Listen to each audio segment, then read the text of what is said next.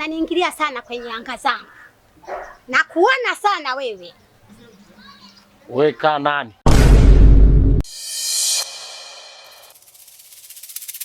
Ndoto, ndoto.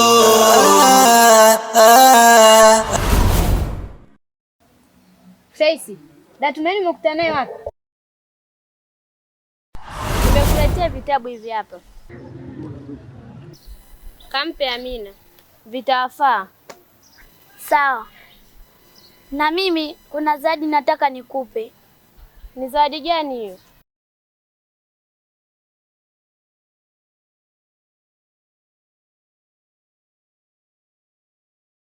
Tracy, hivi umepata wapi?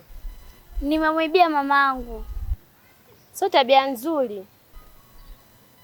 Sawa. Na ile kofia ukivaa inakutoka michirizi. Asante. Ila nenda kawaambia wenzio nimewamisi sana. Hata sisi pia tumekumisi. Na sio mimi tu. Ni kiujumla wote tumekumisi. Na hicho ndo alichoniambia. Jamani, nimemisi sana dada Tumaini. Jamani, kwani mjamisi dada Tumaini? Tumemisi. Da Amina. Mimi ndo nimemkumbuka sana da Tumaini. Maana alinifundisha A, E, I, O, U.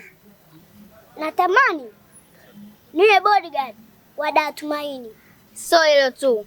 Mimi natamani nikutane naye zaidi ili anifundishe. Ukiweza kupata bahati ya kukutana na dada Tumaini, mfikishie salamu zangu, mwambie habari zake zimefika kwangu.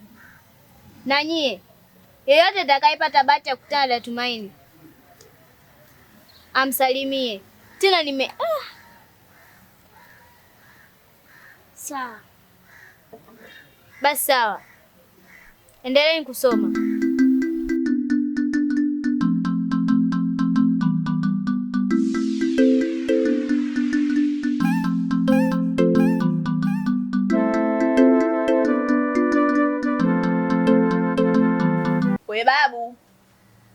Wewe babu. Naam. Njoo hapa, muda wote umekaa ndani. Mbona acha kwenda shule? Mbona umechelewa mdogo wangu kwenda shule? Mimi sitaki kwenda shule. Kwa nini hutaki kwenda shule? Mwalimu wangu haendi. Wenzako hawaendi? Ndio. Nenda shule. Sitaki. Nenda shule. Nenda shule. Dada, mbona hutaki kwenda shule? Huyu hataki kwenda shule kwa sababu ya agizo. Agizo? Agizo. Hilo agizo kalileta nani? Agizo hilo limetoka huko ngazi za juu, kwamba watoto wa kike wasisome, wabaki nyumbani waolewe, watoto wa kiume wasome waende shule. Da, sawa bwana.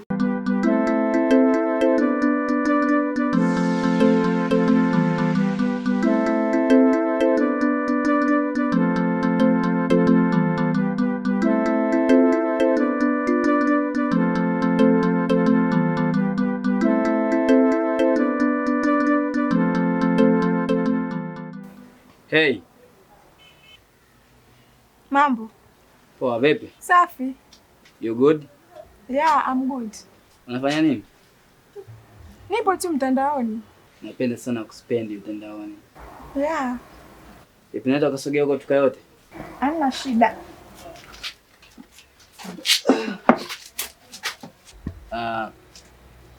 Kuna kitu hapa nimekuja nahitaji tu share idea na wewe. Kitu gani?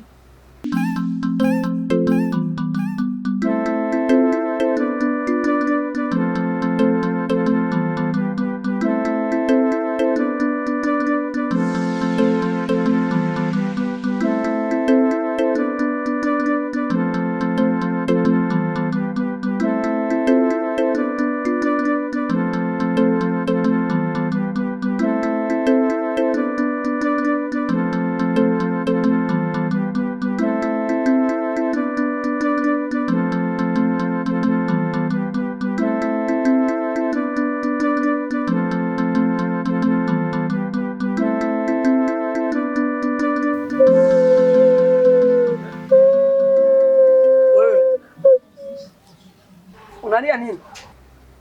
Kitu chenyewe sio kikubwa sana, ila ni kikubwa. Kwa mfano wewe hapo, si ndio? Katika swala lako zima la elimu au ndoto yako wewe katika swala zima la elimu, si ndio? Una ndoto kubwa, si ndio? Sasa ikitokea au kwa mfano mtu anakuja na ikatisha ndoto yako, wewe unajisikiaje?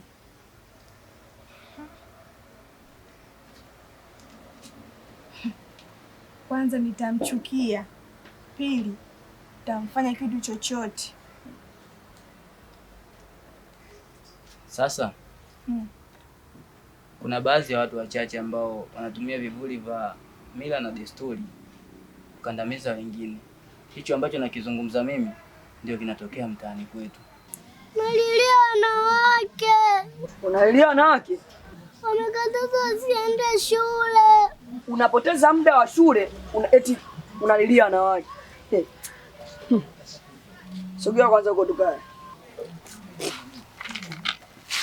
Sikiliza nikwambie mdogo wangu.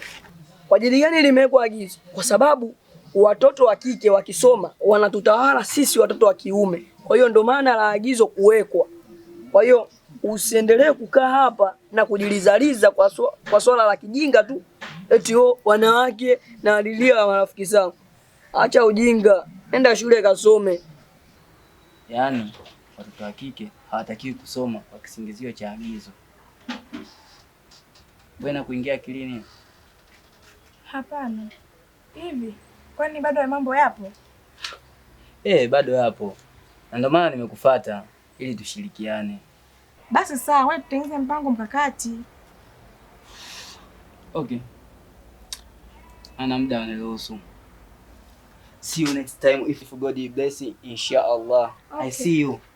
Lini macho yataona tena amani ya mtaa ikirejea, na tamaa ya pesa ikipotea, na hili agizo watoto wa kike wasisome, hili agizo eti waolewe, agizo nafasi wasipate, hili agizo. Elimu ndo kila kitu kwako wewe. Usimwendekeze mwanamke. Umesikia mdogo wangu? Nenda wapi? Shule kasome. Agizo yenyewe ya kipuzi kwa kwangu baya agizo. Hilo mtoto kweli chizi. Namfundisha maadili. Aende shule, aniona mimi mpumbavu.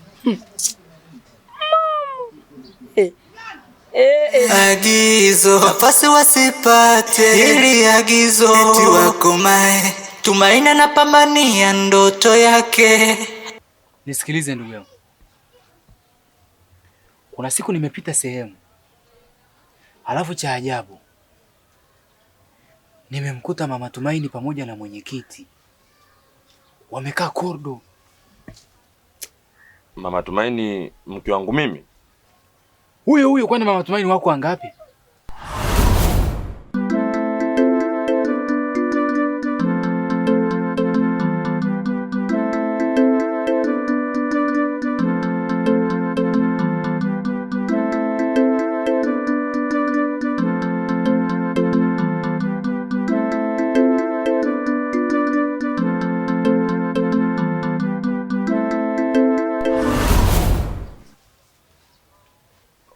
Mama Tumaini kuongea na mwenyekiti sio shida, kwa maana nimempa kazi ya kumfuatilia Tumaini.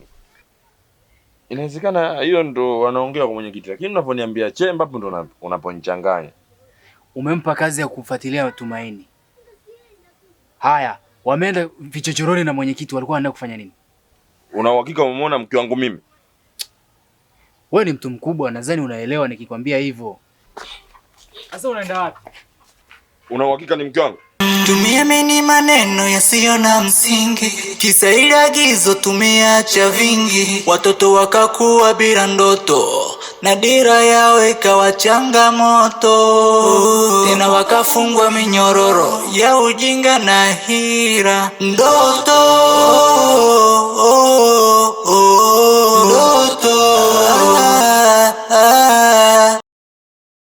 We babu wewe, mimi taarifa zako ninazo. Yaani habari zako nimezipata. Kwamba wewe umeungana na hicho kikundi cha chui. Wewe umeenda kujiunga kwenye kikundi cha chui. Babu huendi shule, wewe kazi yako kwenda kwenye kikundi cha chui kwa ajili ya kupingana na agizo. Kwa nini mnaenda kinyume na agizo? Sisi wanamtaa wote huu tumekubaliana kwamba watoto wa kiume msome, watoto wa kike wabaki nyumbani. Lakini nyinyi mnaenda kinyume na agizo. Kwa sababu gani babu? Mama, maagizo mengine yanaharibu ndoto zetu. Ndoto gani ambayo wewe unaharibiwa ndoto yako? Wewe nimeshakwambia, wewe mtoto wa kiume umeruhusiwa na agizo kwenda shule ukasome. Watoto wa kike wanabaki nyumbani kwa sababu watoto wa kike watakuja kuolewa baadaye. Wewe ndio baba wa familia, huendi shule. Familia yako itakuwaje? Minyororo ya ujinga na hira, ndoto ndoto ndoto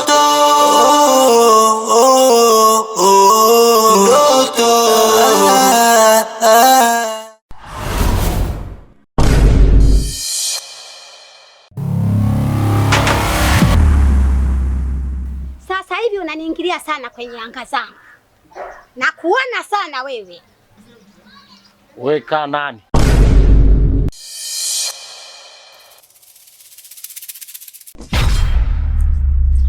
Sijui unanielewa? Endelea.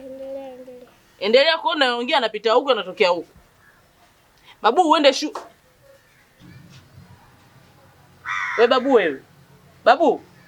Babu, yani mimi nakuongelesha wewe unalala. Kwa mimi naongea mwenyewe muda wote huu. Unasemaje? Unaona sasa?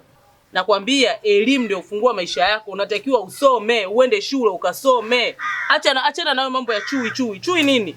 Sitaki kabisa kusikia mimi mambo ya chui. Mama. Mimi najisikia usingizi. Sawa. Nenda kalale. Tulitembea gizani bila mwanga, hivi leo tutapata njia.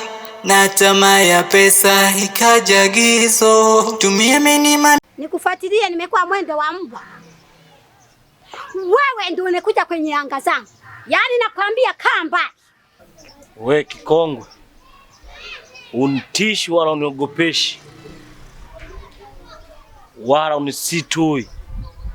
Na kuingira kwenye anga zako anga gani? ah, ah, ah.